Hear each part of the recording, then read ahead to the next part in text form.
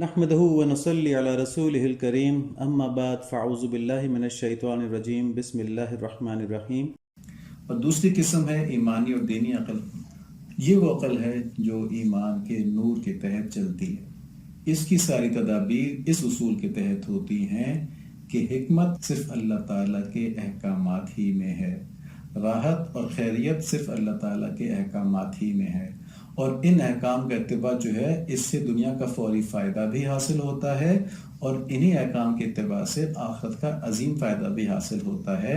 اور یہی اصل عقل ہے۔ نفسانی عقل تو نفس کے زیر اثر ایک بیماری ہے، اس سے تو آدمی کو علاج کروانا پڑتا ہے، اور یہ فائدے کے بجائے نقصان ہی پہنچاتی ہے۔ دیکھیں، ایک مثال لے لیں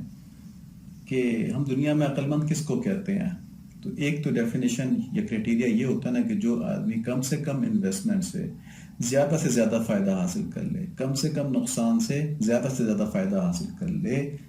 تو جتنا زیادہ اس کا پروفٹ مارجن ہوگا اتنا ہی زیادہ وہ عقل مند ہوگا۔ ٹھیک ہے، کسی نے اگر 10 روپے انویسٹ کر کے 100 روپے کما لیے، اس کو کہیں گے یہ عقل مند ہے۔ اگر کسی نے 10 روپے انویسٹ کر کے 1000 روپے کما لیے، یہ زیادہ عقل مند ہے۔ اگر کسی نے 1 روپیہ انویسٹ کر کے 10 لاکھ کما لیے تو کہیں گے یہ تو بہت ہی زیادہ عقل مند ہے۔ تو اب یہ دیکھیں کہ آخرت کی زندگی تو لامحدود ہے، انفائنائٹ ہے، لیکن ہم قیامت کے ایک دن کا حساب لگا لیتے ہیں کہ وہ 50,000 سال کے برابر ہے۔ تو اگر ان 50,000 سال کے تناسب سے ہم دنیا کی پوری زندگی کو دیکھیں اپنی، اور ہم ایزیوم کر لیں کہ ہماری زندگی 100 سال ہوگی، تو 50,000 سال کا اگر ایک دن ہے تو یہ 100 سال تقریباً 3.25 منٹ کے بنتے ہیں۔ ٹھیک ہے، تو اگر ہم اپنے 3.25 منٹ انویسٹ کر کے وہ 50,000 سال تو خیر ایک دن ہے نا، اپنی انفائنائٹ زندگی بنا لیں، آخرت کی ہمیشہ کی زندگی بنا لیں، تو یہ کتنی عقل مندی ہوگی؟ تو عقل مند تو صرف وہی ہے جو دنیا کو انویسٹ کر کے اپنی آخرت کو بنا لے۔ اور اس مثال سے ہمارے سامنے یہ بات آئی کہ جو شخص اس دنیا میں اللہ تعالیٰ کی مان کر جنت میں چلا جائے، وہ دنیاوی تجارتی زبان بزنس لینگویج میں بھی عقل مند کہلائے گا، اور یہی عقل ایمانی ہے۔ اب ہم دیکھتے ہیں کہ قرآن شریف کی زبان میں عقل مند کی کیا تعریف کی گئی ہے۔ سورہ زمر میں ہے آیت نمبر 9، امن هو قانت آناء اللیل ساجدا وقائما یحذر الآخرة ویرجو رحمت ربہ قل هل يستوي الذين يعلمون والذين لا يعلمون انما يتذكر اولو الالباب۔ بھلا جو شخص راتوں کے اوقات سجدے اور قیام کی حالت میں گزارتا ہو، آخرت سے ڈرتا ہو اور اپنے رب کی رحمت کی امید رکھتا ہو، اور جو شخص اس کے برعکس یہ سارے کام نہ کرتا ہو، برابر ہو سکتے ہیں؟ بتاؤ تو علم والے اور بے علم کیا برابر ہیں؟ یقیناً نصیحت تو وہی حاصل کرتے ہیں جو عقل مند ہوں۔ تو اس آیت میں ایک نقشہ بتایا گیا کہ عقل مند لوگوں کے روز و شب کیسے گزرتے ہیں۔ آگے مزید تفصیل دیکھتے ہیں۔ سورہ آل عمران کے اندر آیت نمبر 190 ہے، ان فی خلق السماوات والارض واختلاف اللیل والنہار لآیات لأولی الالباب۔ آسمانوں اور زمین کے پیدائش میں اور رات دن کے آنے جانے میں یقیناً نشانیاں ہیں، کن کے لیے؟ عقل مندوں کے لیے۔ یعنی کائنات میں بکھری جو اللہ تعالیٰ کی معرفت کی نشانیاں ہیں، جو اللہ تعالیٰ کی تخلیق کی نشانیاں ہیں، یہ صرف عقل مندوں ہی کے لیے ہیں کہ وہی ان سے فائدہ اٹھا سکتے ہیں۔ اور وہ عقل مند کون ہیں؟ ان عقل مندوں کی کیا نشانیاں ہیں؟ اس کا جواب آگے آتا ہے۔ سورہ آل عمران کی آیت نمبر 191 ہے، الذین یذکرون اللہ قیاما وقعودا وعلی جنوبہم ویتفکرون فی خلق السماوات والارض ربنا ما خلقت ھذا باطلا سبحانک فقنا عذاب النار۔ جو اللہ تعالیٰ کا ذکر کھڑے اور بیٹھے اور اپنی کروٹوں پر لیٹے ہوئے کرتے ہیں، اور آسمانوں اور زمین کے پیدائش میں غور و فکر کرتے ہیں، اور کہتے ہیں اے ہمارے رب، تو نے یہ بے فائدہ نہیں بنایا، تو پاک ہے، پس ہمیں آگ کے عذاب سے بچا لے۔ تو یعنی عقل مند لوگ کیا کرتے ہیں؟ ہر حال میں، ہر وقت اپنے رب کی طرف متوجہ رہتے ہیں، ہر وقت اللہ تعالیٰ کا ذکر کرتے ہیں، کم از کم لسانی ذکر تو کرتے ہی رہتے ہیں، یعنی کہ اپنی زبان سے تو اللہ تعالیٰ کا تذکرہ یہ تو کم سے کم درجہ ہے، وہ کرتے ہی رہتے ہیں۔ یہ نبی صلی اللہ علیہ وآلہ وسلم کا فرمان ہے کہ اللہ تعالیٰ کو یہ عمل بہت پیارا لگتا ہے کہ تو اس حال میں وفات پائے کہ تیری زبان اللہ تعالیٰ کے ذکر سے تر ہو۔ تو اسی لیے ہم کہتے ہیں نا، کثرت سے ذکر کرنا چاہیے، کثرت سے ذکر کرنا چاہیے اللہ تعالیٰ کا، تاکہ اس سے قلب کے اندر نور بھی ہے، جس سے دنیا کے اعمال ٹھیک ہو جائیں، اور یہاں تو ہے کہ تیری وفات اس حالت میں آئی کہ تیری زبان اللہ تعالیٰ کے ذکر سے تر ہو، تو اللہ تعالیٰ کو یہ عمل بہت پیارا لگتا ہے۔ تو جس کو اللہ تعالیٰ اس حالت میں اٹھائیں گے اس پر تو اس کی رحمت آ ہی جائے گی نا انشاءاللہ۔ اور ذکر کرنے کے اندر ایک اور بہت بڑی بات ہے، سورہ بقرہ کی آیت نمبر 152 ہے، فَاذْكُرُونِي أَذْكُرْكُمْ وَاشْكُرُوا لِي وَلَا تَكْفُرُونَ، تم میرا ذکر کرو میں تمہیں یاد رکھوں گا۔ اللہ تعالیٰ فرما رہے ہیں کہ تم میرا ذکر کرو میں تمہیں یاد رکھوں گا۔ پیاسوں کا یاد کرنا پانی کو ہے مسلم، پانی بھی اپنے پیاسوں کو یاد کر رہا ہے،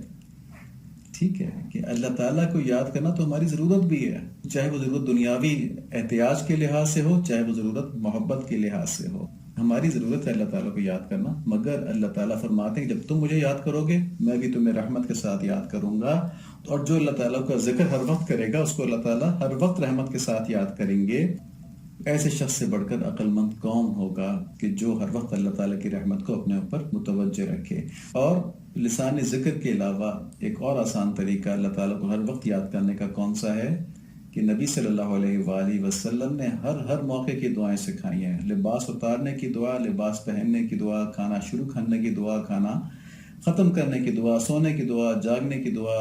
گھر سے باہر نکلنے کی دعا، کام کرنے کی دعا، بازار جانے کی دعا، ہر قسم کے موقع کے اوپر نبی صلی اللہ علیہ وآلہ وسلم نے ہم کو دعائیں تعلیم فرمائی ہیں۔ اگر ہم ان دعاؤں کو پڑھنا شروع کر دیں تو ایک تو سنت کا اتباع ہو جائے گا جس سے ہم اللہ تعالیٰ کے محبوب بنیں گے، دوسرا اللہ تعالیٰ کی یاد سے کسی لمحہ غافل نہیں ہوں گے، اور اللہ تعالیٰ ہمیں رحمت سے یاد کرتے رہیں گے۔ اور جب اس زبانی ذکر کے اندر پختگی آ جائے گی تو آدمی کا قلب ہمیشہ اپنے کریم آقا کی طرف متوجہ رہے گا، اور پھر کیا حالت ہوگی کہ دل کے آئینے میں ہے تصویر یار، جب ذرا گردن جھکائی دیکھ لی۔ ہر وقت اللہ تعالیٰ ہمارے ساتھ ہمارے قلب کے اندر ہوں گے، اور جب یاد الہی کی کیفیت نصیب ہو جاتی ہے تو کیا ہوتا ہے اس آیت کے مطابق کہ انسان پوری کائنات سے اللہ تعالیٰ کی معرفت حاصل کرتا ہے، کہ رات دن کے آنے جانے میں اور آسمان اور زمین کی تخلیق میں غور و فکر کرتا ہے اور اللہ تعالیٰ کی معرفت حاصل کرتا ہے، اور یہ عقل مند ہوتا ہے تو فوراً سمجھ جاتا ہے کہ اس عظیم الشان کارخانے کا مقصد کھیل کود نہیں ہے، بلکہ اللہ تعالیٰ نے ہم کو بے فائدہ پیدا نہیں کیا، حساب کتاب ہوگا۔ تو فوراً دعا کرتا ہے کہ یا اللہ آپ پاک ہیں، آپ ہم کو امتحان میں کامیاب فرما دیں اور ہم کو جہنم کی آگ سے بچا لیں۔ آگے فرماتے ہیں ربنا انکا من تدخل النار فقط اخزیتہ وما للظالمین من انصار، کہ اے ہمارے پالنے والے تو نے جس کو جہنم میں ڈال دیا یقیناً تو نے اس کو رسوا کیا اور ظالموں کا کوئی مددگار نہیں، یعنی کہ خدا نخواستہ ہم جہنم میں چلے گئے تو شدید رسوا ہو گئے اور ہمیں بچانے والا کوئی نہیں ہوگا۔ یہ اللہ تعالیٰ سے التجا کی جا رہی ہے۔ اطاعت اور توجہ کی برکت سے جو انسان کو معرفت ملی ہے نا، یہ التجا اس معرفت کا نتیجہ ہے کہ جس سے اللہ تعالیٰ ناراض ہو گئے، اس کا کوئی مددگار نہیں، اس کی پوری زندگی ضائع ہو گئی۔ اور آگے فرماتے ہیں ربنا اننا سمعنا منادیا ینادی للایمان ان آمنوا بربکم فآمنا ربنا فاغفر لنا ذنوبنا وکفر عنا سیئاتنا وتوفنا مع الابرار، کہ اے ہمارے رب ہم نے سنا کہ ایک منادی کرنے والا بآواز بلند ایمان کی طرف بلا رہا ہے کہ لوگوں اپنے رب پر ایمان لاؤ، پس ہم ایمان لے آئے۔ اللہ تعالیٰ کا احسان ہے کہ اللہ تعالیٰ نے ہم کو ایمان کے ساتھ پیدا فرمایا اور اس کو ہمارے اندر اب تک قائم رکھا ہوا ہے، اور ہماری قبر تک اللہ تعالیٰ اس کو قائم فرما دیں۔ اور آگے لکھا ہے اے اللہ اب تو ہمارے گناہ معاف فرما دے، ہماری برائیاں ہم سے دور کر دے اور ہمارا انجام نیک لوگوں کے ساتھ کر دیں۔ تو ایسے عقل مند رسول پر ایمان لا کر من عن رسول کی اطاعت کرتے ہیں، اس میں ذرا برابر بھی تعامل نہیں کرتے، اور یہ اطاعت دل سے محبت کے ساتھ کرتے ہیں، اور اپنی اطاعت کے بعد اللہ تعالیٰ سے گناہوں کے اوپر معافی مانگتے ہیں اور جنت کی درخواست کرتے ہیں۔ آگے فرماتے ہیں ربنا وآتنا ما وعدتنا على رسلک ولا تخزنا یوم القیامہ انک لا تخلف المیعاد، کہ اے ہمارے پالنے والے معبود ہمیں وہ دے جس کا تو نے وعدہ ہم سے اپنے رسولوں کی زبانی کیا ہے، اور ہمیں قیامت کے دن رسوا نہ کرنا، یقیناً آپ وعدہ خلافی نہیں فرماتے۔ تو یہ بھی عقل ایمانی کی ایک نشانی ہے کہ یہاں بھی اطاعت اور اپنے عمل پر بھروسہ نہیں بلکہ اللہ تعالیٰ سے ان کی عطا کی درخواست ہے، اور یہی ہے اپنے آپ کو پہچاننا، یہی ہے خودی کہ آدمی اپنے مقام کو پہچان لے کہ میرے اعمال اس قابل نہیں ہو سکتے کہ مجھے جنت میں لے جائیں جب تک کہ اللہ تعالیٰ کی مہربانی شامل نہ ہو جائے۔ تو اب ہم نے دیکھا کہ عقل ایمانی کیا ہوتی ہے اور عقل نفسانی کیا ہوتی ہے۔ عقل ایمانی کو استعمال کرنے سے انسان کامیابی سے ہمکنار ہوتا ہے، کیونکہ عقل ایمانی آخرت کی فکر کر کے عمل کرواتی ہے، اور عقل نفسانی جو ہے یہ دین کے خلاف استعمال ہوتی ہے، اس سے دنیا اور آخرت دونوں خراب ہوتے ہیں۔ اس کے استعمال کو، یہ جو آخر کے اشعار تھے ان میں اس عقل نفسانی کے استعمال کو منع کیا گیا تھا، اور شروع کے جو اشعار ہیں اس میں عقل ایمانی کے استعمال کو کہا گیا ہے۔ اب اس بات کو سمجھنے کے بعد انسان کی عقل مندی کی دو نشانیاں سامنے آتی ہیں۔ ایک نشانی کیا ہے کہ دنیا اور آخرت کا زیادہ سے زیادہ فائدہ ہو، اور یہ بات ہم اوپر تفصیل سے دیکھ چکے ہیں۔ اور دوسری اہم بات یہ ہے کہ عقل کے حدود کو پہچاننا۔ مثلا اگر ایک آدمی جوش میں آ کر کسی پیشہ ور پہلوان کو، پروفیشنل ریسلر کو چیلنج کر دے تو اسے کیا کہیں گے؟ یا اگر کوئی میٹرک کا طالب علم فزکس کے ایم ایس سی کے پیپر میں اپیئر ہونے کی ضد کرے تو اسے کیا کہیں گے؟ یا اگر کوئی آدمی ڈاکٹر کو نادان سمجھ کر اپنا علاج خود کرنے کی ضد کرے کہ ڈاکٹر کو کچھ پتہ نہیں، میں جانتا ہوں میرا مرض کیا، مجھے محسوس ہوتا ہے میں علاج بھی خود ہی کروں گا، تو ایسے شخص کو کیا کہیں گے؟ تو ایسے تمام اشخاص کو ہم کم عقل یا احمق ہی کہیں گے کہ اپنی صلاحیتوں کو پہچانے بغیر ایک ایسا کام پکڑ لیا جو ان کے بس میں ہی نہیں ہے، اور جس میں ان کی ناکامی یا نقصان یقینی ہے۔ تو اب اس پس منظر میں ایک جملہ یاد کر لیں کہ وحی کے ذریعے خالق اور مخلوق کے بارے میں جو باتیں بتائی گئی ہیں وہ انسان کی عقل کی صلاحیت سے بہت آگے کی ہیں۔ جو باتیں انسان اپنی عقل اور تجربے سے سیکھتا ہے وہ باتیں وحی کے ذریعے نہیں بتلائی گئی، کیونکہ ان باتوں کے بارے میں تو اس کے اندر بلٹ ان سافٹ ویئر ہے، اس کے جینز کے اندر کوڈڈ ہے، وہ ان باتوں کو خود سیکھ سکتا ہے، سمجھ سکتا ہے، وہ وحی کے ذریعے نہیں بتائی گئی۔ وحی کے ذریعے وہ باتیں بتائی گئی ہیں جو کہ انسان کی صلاحیتوں سے باہر ہے۔ چنانچہ وحی کے علوم کے سامنے عقل ایمانی استعمال کرنی ہے اور ان کے اوپر من و عن عمل کیا جائے اور آخرت بنائی جائے۔ وحی کے علوم پر عقل نفسانی نہیں استعمال کرنے کے کس طرح ان احکامات پر اپنے جو ناقص عقل ہے، دنیاوی عقل ہے، اس کے دلائل دے کر ان کے اندر رد و بدل کیا جائے اور نفس پرستی کی راہ سے اپنے لیے آسانیاں پیدا کی جائیں۔ دیکھیں یہاں پر بس یہی بات سمجھنی ہے، آسان بات ہے کہ عقل جو ہے یہ ایک صلاحیت ہے، یہ ایک انسان کی فیکلٹی ہے جو اللہ تعالیٰ نے اس کو عطا فرمائی ہے۔ جب یہی عقل نفس کے غلبے کے تحت استعمال ہوگی تو عقل نفسانی بن جائے گی، اور جب یہی عقل ایمان کے نور کے زیر اثر استعمال ہوگی تو عقل ایمانی بن جائے گی۔ یہ کب نفس کے لیے استعمال ہو رہی ہے اور کب ایمان کے لیے استعمال ہو رہی ہے، یہ وقت سمجھنا عام انسان کے لیے ذرا مشکل ہوتا ہے، کیونکہ نفس بڑی باریک باریک دھوکے دیتا ہے، انسان کو پتہ نہیں چلتا۔ لیکن اللہ تعالیٰ نے اپنے فضل سے ہماری آسانی کے لیے صحابہ کرام کے زمانے میں چند مثالیں قائم فرما دیں، اور ہم ان مثالوں کو دیکھتے ہیں۔ حضرت علی کرم اللہ وجہ فرماتے ہیں اگر دین صرف رائے اور عقل ہی پر موقوف ہوتا تو واقعی موزوں کے اوپر مسح کرنے سے نیچے مسح کرنا بہتر ہوتا، اور میں نے خود سرکار دو عالم صلی اللہ علیہ وآلہ وسلم کو موزوں کے اوپر مسح کرتے دیکھا ہے۔ تو حضرت علی کرم اللہ وجہ کا ارشاد کا مطلب یہ ہے کہ ناپاکی اور گندگی چونکہ موزوں کے نیچے لگی ہوتی نا، آدمی چلتا ہے تو نیچے کی طرف ہی لگ سکتی، اوپر والی سائڈ تو پاک ہوتی ہے، صاف ہوتی ہے، تو اس لیے عقل تقاضا یہ کرتی ہے کہ جس طرف گندگی لگی ہو یا جس طرف ناپاکی لگے ہونے کا شبہ ہو اس طرف سے مسح کیا جائے۔ لیکن اللہ کے نبی نے اوپر کی طرف سے کیا تو بس عقل کا کوئی رول نہیں ہے، اس میں کوئی سوچ نہیں ہے، کوئی تدبر نہیں ہے، جو اللہ کے نبی نے کیا وہی کرنا ہے۔ یہ کون کہہ رہا ہے؟ یہ حضرت علی رضی اللہ تعالیٰ عنہ کہہ رہے ہیں۔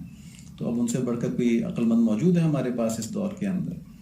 اور ایک اور مثال ہے کہ ایک ملاقات میں حضرت امام جعفر صادق رضی اللہ تعالیٰ عنہ نے حضرت امام ابو حنیفہ رحمۃ اللہ علیہ سے فرمایا کہ ہم نے سنا ہے کہ آپ ہمارے نانا صلی اللہ علیہ وآلہ وسلم کی احادیث پر اپنے عقلی قیاس کو مقدم رکھتے ہیں۔ اس کو سنی سنائی بات ہوگی، ان تک کسی نے بات پہنچائی ہوگی اس طرح سے۔ اس پر امام ابو حنیفہ رحمۃ اللہ علیہ نے جواب دیا کہ اگر میں عقل سے فیصلہ کرتا تو وراثت میں بیٹی کو بیٹے سے دگنا حصہ دلاتا کہ وہ صنف ضعیف ہے، اور عورت کے ایام کی نمازوں کی قضا کو واجب قرار دیتا نہ کہ روزے کی قضا کو، اس لیے کہ نماز روزے سے اہم تر ہے۔ یعنی جو عورت کے خاص ایام ہوتے ہیں نا جس میں وہ نمازیں نہیں پڑھ سکتی، کوئی عبادت نہیں کر سکتی، تو فرماتے ہیں کہ میں یہ کہتا کہ نہیں، نماز جو ہے اس ایام میں جو نماز چھوٹ گئی ہے اس کی قضا کرو، کیونکہ روزے سے بڑی عبادت نماز ہے۔ تو امام ابو حنیفہ رحمۃ اللہ علیہ یہاں فرما رہے ہیں کہ میں نے عقل پہ فیصلے نہیں کیے، یہ فیصلے میں نے نبی صلی اللہ علیہ وآلہ وسلم کے اتباع پہ کیے ہیں۔ عقل تو مجھے اس طرح کی باتیں پڑھاتی ہے کہ بیٹی کا حصہ دگنا ہونا چاہیے، قضا نماز کی واجب ہونی چاہیے، تو میں تو نبی صلی اللہ علیہ وآلہ وسلم کے فیصلوں پر چلنے والا ہوں۔ یہ عقل مند لوگ ہیں۔ اسی طرح عمر رضی اللہ تعالیٰ عنہ کا واقعہ ہے کہ ایک دن حجر اسود کے قریب آئے اور بوسہ دے کر فرمایا کہ خدا کی قسم میں جانتا ہوں کہ تو ایک پتھر ہے، نہ نفع دے سکتا ہے نہ نقصان پہنچا سکتا ہے، اگر میں نے نبی صلی اللہ علیہ وآلہ وسلم کو ایسا کرتے ہوئے نہ دیکھا ہوتا تو میں تجھے ہرگز بوسہ نہ دیتا۔ تو یہاں دیکھیں بظاہر حضرت عمر رضی اللہ تعالیٰ عنہ کے اوپر توحید کا غلبہ تھا اس وقت کہ سب کچھ اللہ تعالیٰ سے ہوتا تو پتھر کو کیوں بوسہ دوں میں، لیکن اس مبارک جذبے کے باوجود نبی صلی اللہ علیہ وآلہ وسلم کی نقل کو اپنی عقل پر فوقیت دی۔ تو ہم کو یہاں پر یہ معلوم ہوا کہ اصل عقل مندی اپنی عقل کی حدود کو پہچاننا اور وحی کے علوم پر بغیر کسی تردد کے عقل ایمانی سے عمل کرنا ہے۔ اور عقل ایمانی کیا ہے کہ جو اللہ نے اور اس کے نبی نے فرما دیا وہی ٹھیک ہے، اگر ہماری سمجھ میں آ جائے صحیح ہے، اور نہ سمجھ میں آئے تب بھی ہم نے عمل اسی پہ کرنا ہے۔ یعنی وحی کے معاملے میں یہ نہیں کہنا کہ اگر میری سمجھ میں آئے گا تو عمل کروں گا ورنہ نہیں کروں گا۔ اللہ تعالیٰ کے احکام کی حکمتیں سمجھ میں آ جائیں تو شکر ادا کرنا چاہیے کہ اللہ تعالیٰ نے انعام کے طور پر ہمیں اتنی سمجھ نصیب فرمائی، اور اس کے اوپر منوعاً عمل کرنا چاہیے۔ اور اگر سمجھ نہ آئے تو اپنے ایمان پر شکر ادا کریں اور اس پر منوعاً عمل کریں، یعنی دونوں صورتوں میں ان چیزوں کے اوپر عمل کریں۔ ایک صورت میں اپنی سمجھ جو اللہ تعالیٰ نے عطا فرمائی ہے اس پہ شکر ادا کریں، اور دوسری صورت میں اپنے ایمان پر شکر ادا کریں کہ اللہ تعالیٰ نے ہمیں ایمان بالغیب عطا فرمایا ہے، جیسا کہیں ویسے ہی کریں گے۔ اور یہ نہیں کرنا کہ وحی کے علوم کو اپنی عقل نفسانی سے اپنے معنی پہنائیں کہ ہماری عقل میں تو اس کا مطلب یہ آتا ہے، اور پھر خوب نفس کے مطابق عمل کریں۔ یہ بہت اہم ہے کہ قرآن شریف میں وحی کے علوم ہیں اور ان کی تشریح ہماری عقل نہیں کر سکتی، کیونکہ عقل جو ہے وہ مشاہدے، علم اور تجربے کی بنیاد پر تجزیہ کرتی ہے۔ اب ہم نے سے کس نے اللہ تعالیٰ کو دیکھا ہے، اللہ تعالیٰ کو سوچتے ہوئے دیکھا ہے، اللہ تعالیٰ کو نعوذ باللہ، میں سے مثال کے طور پہ کہہ رہا ہوں تاکہ سمجھنے میں آسانی ہو جائے، اللہ تعالیٰ کو کام کرتے دیکھا ہے کہ اللہ تعالیٰ کس طرح سوچتے ہیں، اللہ تعالیٰ کس طرح کام کرتے ہیں۔ یہ باتیں کہ ہمارے ذہن میں آ سکتی ہیں کہ جو اس کی بنیاد پر ہم عقلی تجزیہ کریں کہ اگر ہم یہ کریں گے تو اللہ تعالیٰ اس طرح چاہیں گے، اگر ہم اس طرح کریں گے تو اللہ تعالیٰ اس طرح چاہیں گے، ایسا ہمیں کچھ نہیں معلوم۔ نہ یہ ہمارے مشاہدے کے اندر ہے، نہ یہ ہمارے علم کے اندر ہے، نہ یہ ہمارے تجربے کے اندر ہے، اور عقل جو ہے وہ ان چیزوں کی پابند ہے۔ یہ چیزیں ہوں گی تو عقل تجزیہ کرے گی۔ تو جو وحی کے ذریعے ہمیں باتیں پہنچائی جا رہی ہیں وہ ہمارے علم، مشاہدے اور تجربے اور تجزیے کی جو صلاحیتیں ہیں ان سے بالا ہیں، ان فیکلٹیز سے آگے کی ہیں۔ اس لیے ان معاملات کے اندر تو صرف اور صرف اللہ کے نبی صلی اللہ علیہ وآلہ وسلم کی بتائی ہوئی تشریحات ہی چلیں گی۔